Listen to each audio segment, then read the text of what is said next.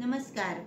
मी अलका गोविंद पितृभक्त जळगाव येथून आदरणीय लेखक कथाकार वपू काळे यांच्या 92व्या जन्मदिवसानिमित्तानं साहित्य संपदा आयोजित वपूर्वाही वपूंच्या 92 कथांचं वाचन या उपक्रमासाठी मी त्यांच्या पाणपोई या कथासंग्रहातील देऊळ या कथेचं अभिवाचन करणार आहे.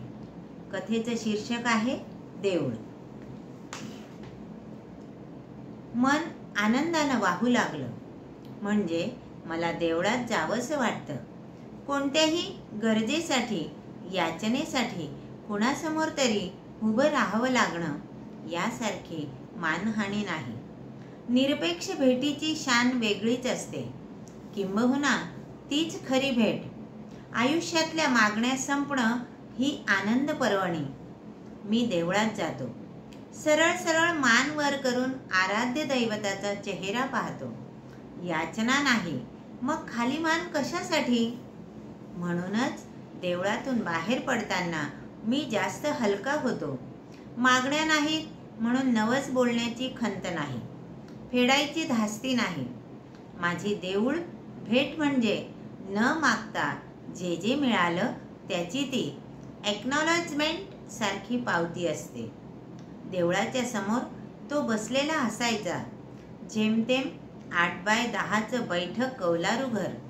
समोर एक कट्टा म्हणजे वाढवलेला प्लिंथ. तिथे एक कापडी फळा, त्यावर कोणतं न कोणतं संतवचन. संतवचन फार परिचयाची झाली की रक्तात मुरत नाही. हरिमुखे म्हणा, हरिमुखे म्हणा, पुण्याची गणना कोण करी. अशा वचनांकडे मी चित्र बघावं तसं बघतो. एक दिवस मात्र थबकलो. हम खोज रहे हैं उसे जो आसपास है, यह जिंदगी अपने लिए घर की तलाश है. ते वाचलं आणि फकीरासमोर जाऊन बसलो. नमस्कार केला. काय सेवा करू त्यानं विचारलं. या ओळीचा अर्थ हवाय. तो अर्थ अनेक जण शोधतायत. अनेक म्हणजे कोण कोण? एअर कंडिशन गाड्यातून कैक भिकारी वर्षभर येतात. मला साधू समजतात. न मागता काही ना काही देतात. न मागताच भरपूर मिळतं. उरलेलं वाटून टाकतो. भिकारी का म्हणता? तुमचं भिक्षापात्र मोठं आहे, रत्नजडित आहे म्हणून तुम्ही सम्राट नव्हेत. सिकंदर पण भिकारी होता. जेवढी मोठी मागणी तेवढा मोठा भिकारी. घर हरवलेला भिकारी. सगळा जन्म घर शोधण्यात जातो. सिकंदराचाही. माझ्या लक्षात आलं नाही. खूप सोपं आहे म्हणून समजलं नाही. सगळं जग जिंकलं म्हणजे काय? दगड, माती, विटा. कारण घराचा अर्थ समजला नाही. माणसाला हवं असतं प्रेम. त्याऐवजी तो घर बांधतो. 3-3 गाड्या घेतो. कमिशनर पासून मंत्र्यांना खिशात ठेवतो. ती चटावलेली माणसं करोडो रुपये खिशात घालतात. जमिनी तोडून देतात.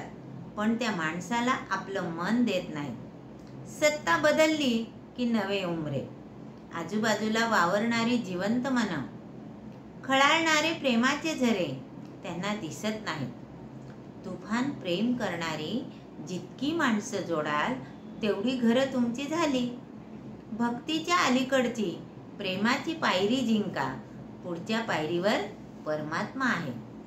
परमात्मा म्हणजे नेमकं कोण? परमात्मा हा माझ्याही प्रचितीचा भाग नाही. पण शांत मन म्हणजे परमात्मा. शांत मन म्हणजेच देऊळ. माणूस शांत आयुष्य का जगू शकत नाही? त्याला स्वतःचं आयुष्यच नसतं. म्हणजे जो भी मिला वो एक उस टुकड़ा ले गया, जुड़ता नहीं किसी से भी यह मन उदास है.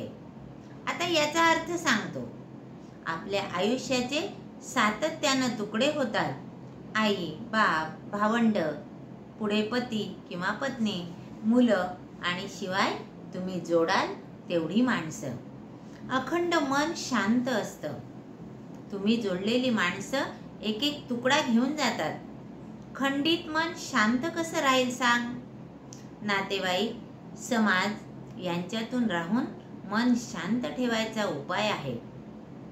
प्रत्येक माणूस म्हणजे एक एक अपेक्षा. स्टेशनवरच्या हमालाशी नातं किती मिनिटाचं असतं, पण तेवढ्या मिनिटातही तो मनस्ताप देतो. मग आयुष्याच्या शेवटी माणसं जोडूनही मन अशांत राहतं. उपाय सांगता का? दुसऱ्यानं कसं वागायचं हे तुम्ही ठरवायला गेलात की तेवढा तुकडा गेला. आयुष्य खंडित, उदास झालं. तुम्ही देणारे व्हा, घेणारे झालात की प्रवाह खंडित झाला. न मागता देणारे व्हा, मग आयुष्य वाढत राहतं. मागणारे देवळात येतात, न मागणारे स्वतःच्याच गाभाऱ्यात मग्न असतात. जेवढ्या माणसानं संसारात विसंवादी साथीदार मिळाले, त्या सगळ्यांचं होमकुंड आठवून मी विचारलं, माणूस खरंच कुणासाठी जीव टाकत नाही? प्रेम आणि भक्तीच्या वर नेणाऱ्या ओळी फकीरानं ऐकवल्या. जितने भी उज्जवल खौफ थे रात बन गए, फिर भी न जाने कौन से सुबह की आस है. किती उज्ज्वल भविष्याची स्वप्न पाहिलीस? अगणित. त्यांचं काय झालं? पुन्हा रात्रीच्या अंधारात त्यांचं रूपांतर झालं. तुमचं सुप्त मन, एक दैवी शक्ती. तू कोण होऊ शकशील त्याची झलक दाखवत सूर्यप्रकाशात ती स्वप्न साकार करायची जिगर हवी. आणि ही जिगर देवळांच्या रांगेत मिळत नाही. तुम्ही देवळासमोर राहता, याच परिसरात. कधी देवळात जाता? एकदाही नाही. पण त्या कृष्णाच्या मूर्तीची मी खडानखडा माहिती सांगू शकेन. आपलं नाव? सम्राट शहेनशाह. म्हणशील ते खरं नाव? हीच खरी नावं. ज्याच्या जीवनातल्या मागण्या संपल्या तो सम्राटच असतो. आणि त्यानंतर खरोखरच त्या सम्राटानं माझ्यासमोर शब्दातून शिल्प उभं केलं. मूर्तीची उंची, मुकुट, दागदागिने, भावमुद्रा, हातातली बासरी, त्यावरची बोटं त्यानं प्रत्यक्ष पोज घेऊन दाखवली. इतकं अचूक सांगता आहात, प्रत्यक्ष देवळात का नाही गेलात? मला मूर्तीकडे पाहिलं की चैतन्य शून्य संगमरवरी दगड दिसतो. त्या मूर्तीपेक्षा समोरचं तळं, कारंजी, मासे, बदक, फुलं, वाऱ्यानं हलणारी झाडं आणि मघाशी मी ज्यांना एअर कंडिशन भिकारी म्हणालो ना, तिथंच तो चैतन्यानं दिसतो. देवळात येणाऱ्यांना आपण भिकारी का म्हणता? त्याच्याजवळ देण्यासारखं प्रचंड आहे. यांच्या मागण्या क्षुद्र आहेत, म्हणून न मागता किती मिळालंय हे त्यांना दिसत नाही. वर्णन कसं केलं मूर्तीचं? मीच त्या मूर्तीचा शिल्पकार आहे. मी उडालोच, तरी तुम्ही असे इथे? मी ही मूर्ती घडवली, पण ती विकली जाईना. माझं सगळं चैतन्य मूर्तीत ओतून मी रिकामा झालो होतो. मग ती मूर्ती मी एके ठिकाणी पुरली. फकीर झालो. एका साखर सम्राटाला भेटलो. तुला साक्षात्कार होईल म्हणून सांगितलं. त्यानंतर हे देवस्थान त्या साखर सम्राटानं बांधलं. तो दानशूर झाला. साखरेचं खाणार तोच देव घडवणार असं मी म्हणतो. मला त्या मूर्तीत दगडच दिसतो आणि इथं रांगा लावणाऱ्या चैतन्य दिसतं. आता शेवटचं सांगतो. पूजा के वक्त देवता पत्थर बना रहा, वैसे तो जर्रे जर्रे में उसका निवास है. तुम्हाला साक्षात्काराचा खोटा आधार का घ्यावासा वाटला? उरलेल्या दगडात म्हणजे मूर्ती साकार झाल्यावर उरलेल्या तुकडे करून फेकलेल्या संगमरवरातही मला देवच दिसला. त्याचा हा चौथरा साखर सम्राटानंच बांधून दिला. निर्मितीलाही साक्षात्काराचा शेंदूर फासल्याशिवाय, परंपरेचा, धर्माचा चिखल फासल्याविना मूर्तीचं देवस्थान होत नाही. आता मी एक्नॉलेजमेंट रिसीट फाडण्यासाठीही देवळात जात नाही. रिसीट कुणाला देऊ? माझी मलाच. मी आता जातो. सम्राटाला भेटतो.